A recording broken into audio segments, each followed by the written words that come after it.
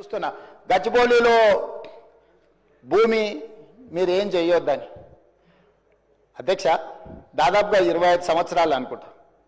25 సంవత్సరాల క్రితం బిల్లిరావు అనే వ్యక్తికి ఒక ప్రైవేట్ సంస్థకు ఆ భూమి కేటాయించారు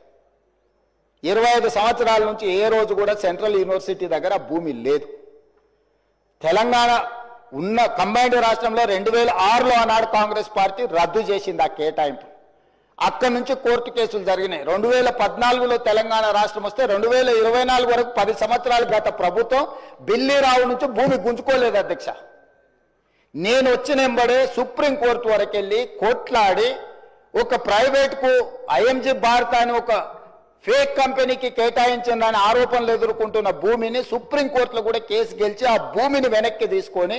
ఆ భూమిని ఈరోజు మనం అభివృద్ధిలో భాగంగా టీజీఐఐసి కేటాయించి అక్కడ ఐటీ కంపెనీలు ఇతర పరిశ్రమలు రావడానికి అవసరమైన లేఅవుట్ చేయండి అని చెప్పి ఈ రోజు ఒక అభివృద్ధి కోసము ఒక కాంక్రీట్ ప్రపోజల్తో ముందుకు వస్తే ఈ రోజు అక్కడ ఏదో రిజర్వ్ ఫారెస్ట్ ఉన్నట్టు రిజర్వ్ ఫారెస్ట్ లో అత్యంత ఏమంటారు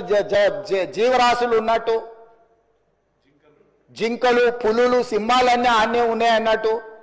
జింకలు పులులు సింహాలు లేవు అధ్యక్ష ఆ చుట్టుముట్టుతో కొన్ని గుంట నక్కలు చేరి ఇట్లా వ్యవహరిస్తున్నాయి అధ్యక్ష గుంట నక్కలకు